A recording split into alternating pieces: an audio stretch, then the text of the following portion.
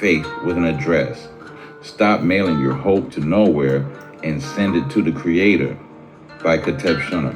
Faith to me is like mail. Now don't laugh just yet. I know it sounds silly, but picture it.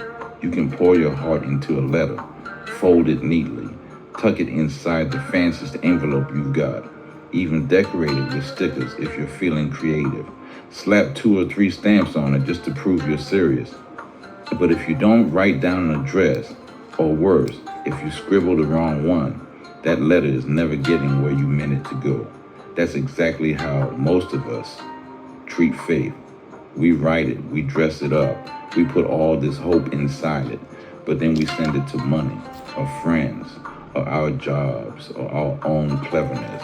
And when nothing happens, we say, faith doesn't work. But the truth, you just sent it to the wrong place. And I'll tell you something people don't always want to hear. Faith has no power sitting by itself. Faith is not some magic ticket you wave at the sky to get whatever you want. Faith is an envelope, and an envelope is only as good as the address you put on it. Put it in yourself, and it collapses. Put it in your career, and it fizzles. Put it in the Creator, the one who spoke mountains into being, and suddenly, those mountains tremble like somebody just slid an eviction notice under their door. I learned that lesson in pieces, often the hard way. My mother, Marva, had this steady voice whenever life went sideways.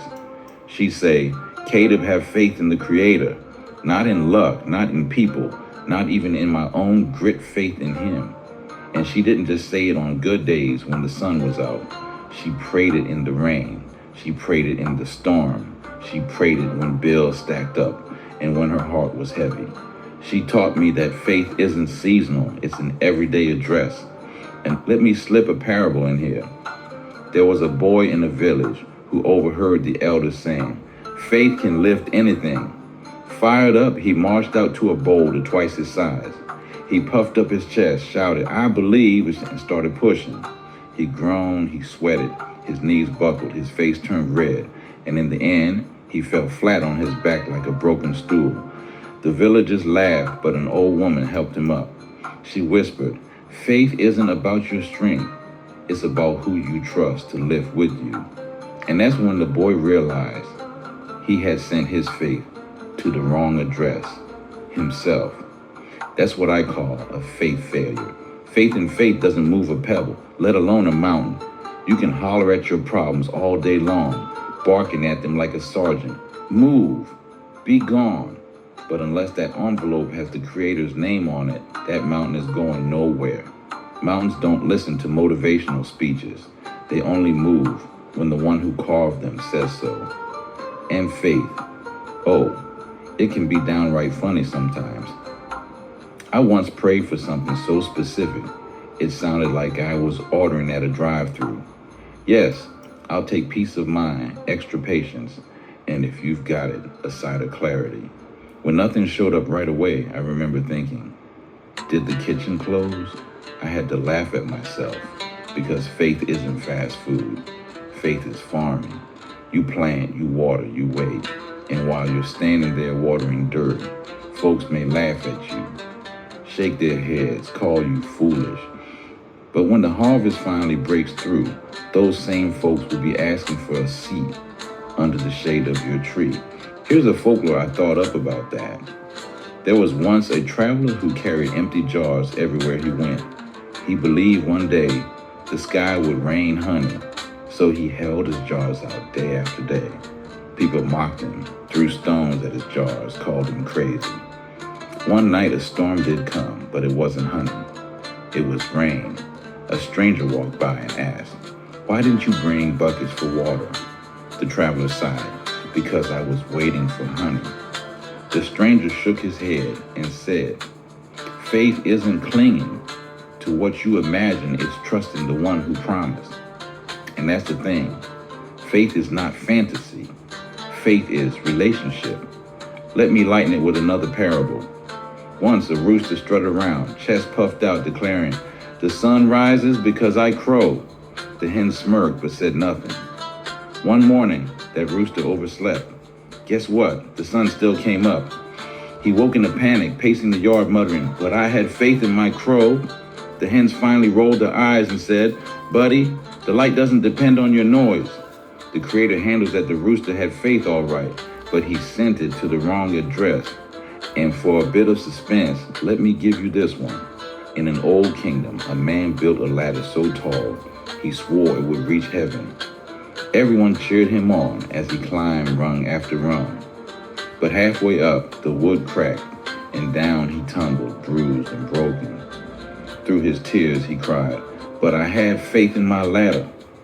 A little child whispered, "You trusted the ladder, but ladders break. The Creator doesn't." That day, the man realized it's not faith in ladders that saves his faith in the one who made the sky. Now let me step back into my own life. I've had nights staring at the ceiling, whispering prayers that sounded more like groans. I've had facts stacked up against me like court evidence. Facts said, "You're broke." Facts said, "You're sick." Facts said, "You're stuck." Facts love to put on suits, wave charts in your face and say, "The numbers don't lie." And maybe they don't, but the Creator isn't bound by math. I've watched him silence facts with one act of grace. I've seen dead ends turn into detours. I've seen detours become new beginnings. And every time I've been reminded my faith worked because I finally stopped mailing it to dead addresses. So let me share my favorite acronym for FAITH, finding assurance and trusting Him.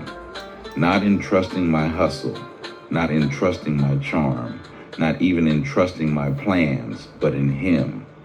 Because everything else will eventually let you down. Jobs end, money runs out, friends disappear, even your own body betrays you after a while.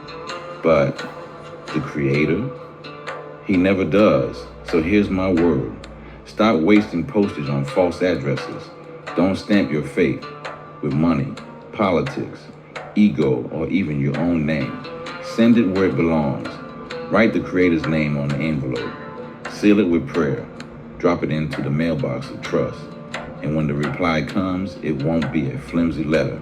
It'll be a package so big, it'll not only move your mountain, but give you enough shade to sit under and invite others to rest too. Author's note.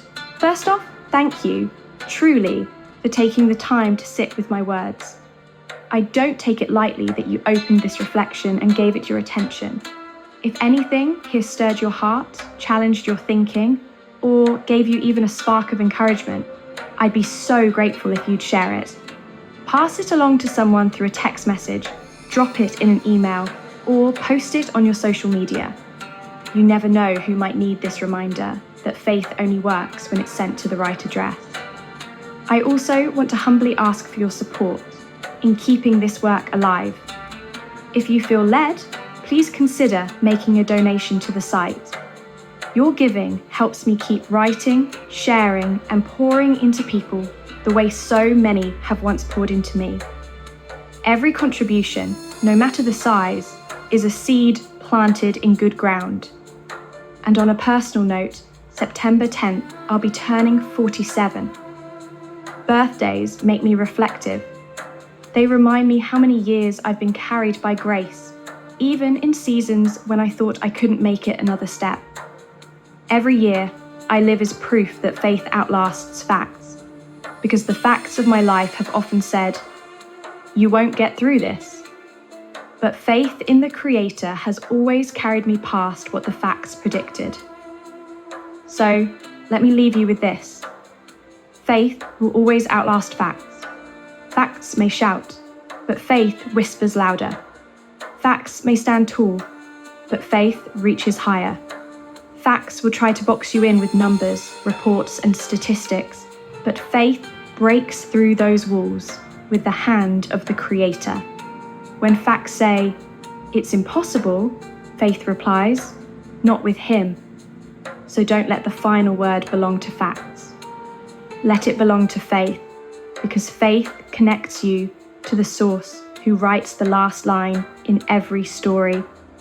With gratitude and hope, Kateb Shana.